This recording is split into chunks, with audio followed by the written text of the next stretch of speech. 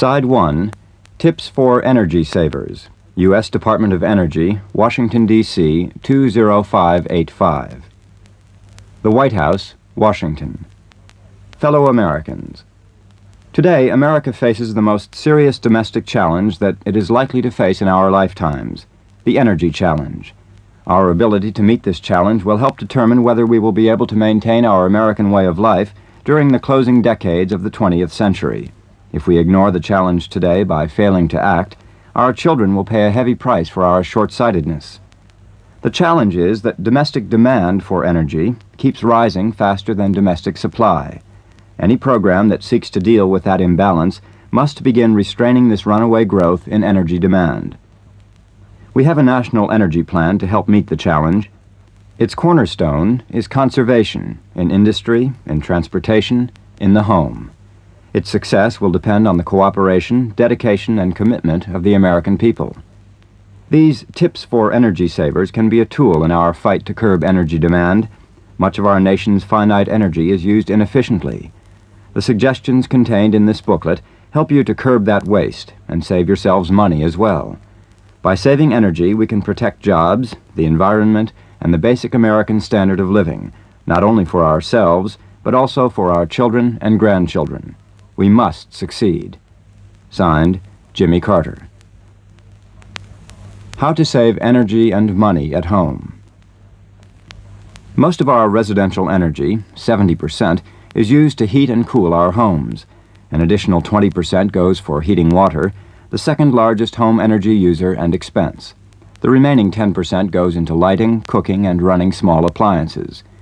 We can cut our energy use and help control living costs by making our homes energy efficient, even if we have to spend some money to do it. The money we spend now can help hold down energy costs. Caution. Some older people may require higher indoor temperatures, above 65 degrees Fahrenheit at all times, to avoid accidental hypothermia, a possibly fatal drop in body temperature. People with circulatory problems or those taking certain types of drugs, e.g. phenothiazines, commonly used to treat anxiety and nausea, may also be vulnerable. In such instances, follow a physician's counsel on both winter and summer thermostat settings in your home. Protect your home from outside heat and cold. About 40 million single-family homes in the United States are not adequately protected from outside weather, according to Department of Energy estimates. Here are some tips to make sure yours is not one of them. Insulate. No matter how you heat or cool your home, you can reduce the load on your heating and cooling equipment by as much as 20 to 30% by investing a few $100s in insulation. That's about as much as it would cost you to buy a color television set, but the benefits of insulation, lower utility costs, continue for years. Find out if your home needs insulation. Your needs will depend on the climate in which you live and the amount of insulation, if any, you already have. For guidance, consult with a reputable insulation dealer in your community or with your local building inspector or county agent. Find out about R values before you buy your insulation materials.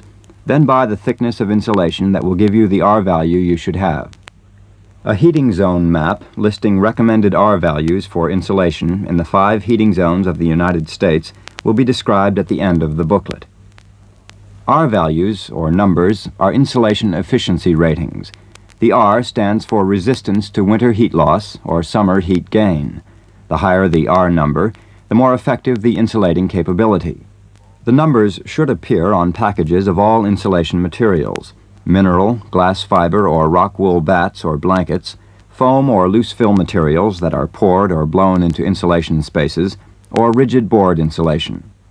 If the insulation you buy doesn't have the R value written on the package, ask the salesperson to write the R value on your receipt for future references. Sources for R value information include Department of Energy, National Bureau of Standards, U.S. Department of Commerce, American Society of Heating, Refrigeration, and Air Conditioning Engineers, ASHRAE, and insulation manufacturers. Insulate or increase the amount of insulation in your attic floor or top floor ceiling to a minimum of R26 for these spaces. If you have old insulation in your attic, you probably won't be able to judge its R value. But if you have less than 6 inches of old insulation, chances are you need more to bring the insulation level up to the recommended level. Refer to the heating zone map for guidance. Investment costs could range from $80 to $600. Heating and cooling savings should range from somewhere around 5% if you are adding to present insulation to as much as 30% if you have no insulation. Don't insulate over eave vents or on top of recessed lighting fixtures or other heat-producing equipment on the attic floor. Also, keep insulation at least 3 inches away from the sides of these types of fixtures. Consider insulating exterior walls. This is an expensive measure that requires the services of a contractor, but it may be worth the cost if you live in a very hot or very cold climate. There should be enough space in the walls to accommodate blown-in insulation that is at least R11 to R13 in most construction except masonry. Costs range from 60 cents to 90 cents per square foot. Savings could amount to 16 to 20% of utility costs.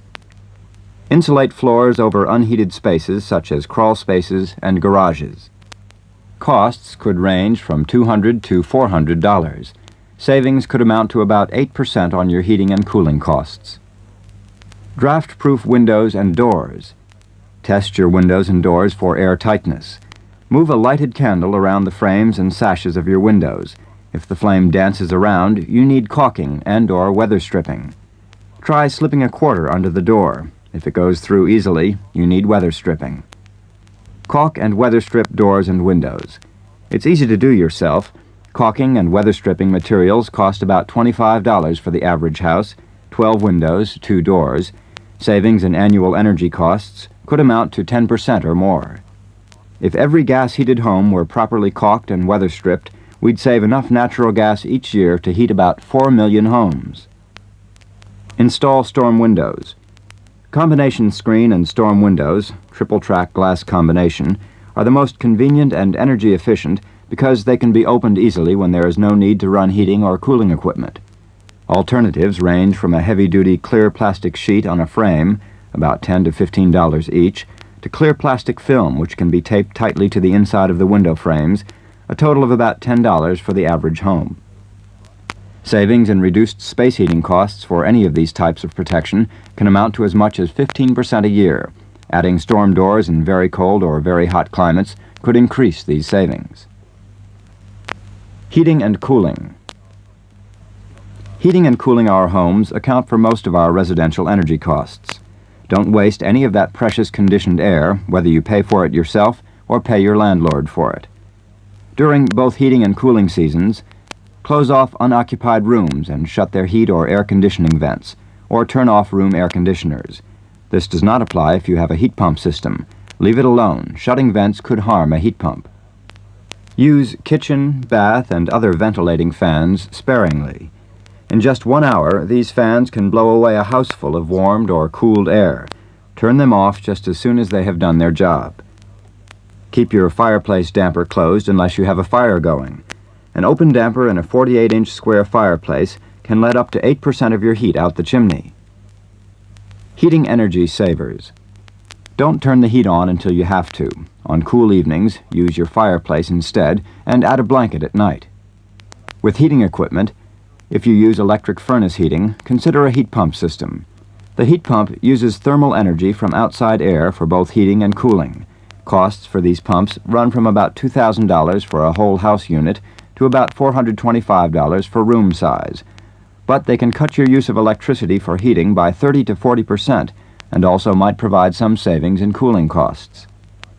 If you plan to buy a new gas heating system, ask your gas utility or public service commission about the savings potential of electronic ignition. Ask also about possibilities for retrofitting the system you may already own.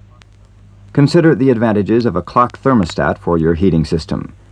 The clock thermostat will turn the heat down for you automatically at a regular hour before you retire and turn it up again before you wake. While you can easily turn your thermostat back at night and up again in the morning yourself, the convenience of a clock thermostat may be worth the $40 to $90 cost to you. Consider buying a properly sized furnace that incorporates an automatic flue gas damper. This device reduces the loss of heat when the furnace is off. Contact your gas utility or oil supplier for guidance. Insulate heating ducts in unheated areas. Don't use your fireplace for supplemental heating when your furnace is on, unless you take one of the measures suggested below to lessen the loss of heated air from the house. The warmth from a fire on the hearth generally doesn't radiate through the house. The heat gain is confined to the room with the fireplace. And when your furnace is on too, a considerable amount of heated air from the rest of the house flows into the fireplace and goes wastefully up the chimney. Then the temperature in other rooms of the house goes down, and the furnace uses more fuel to raise it to the level controlled by the thermostat. So you use more fuel rather than less when the furnace and fireplace are both going. Lessen heat loss if you use your fireplace when the furnace is on. Lower the thermostat setting to between 50 degrees Fahrenheit and 55 degrees Fahrenheit. Some warmed air will still be lost, but the furnace won't have to use as much fuel to heat the rest of the house to these temperatures as it would to raise the heat to 65 degrees Fahrenheit. Note: refer to Caution on Hypothermia, read at the start of this booklet. Close all doors and warm air ducts entering the room with the fireplace, and open a window near the fireplace about 1/2 to 1 inch. Air needed by the fire will be provided through the open window, and the amount of heated air drawn from the rest of the house will be reduced. If you have a simple open masonry fireplace, consider installing a glass front or a glass screen. This will cut down on the loss of warmed air through the flue. End of Side 1.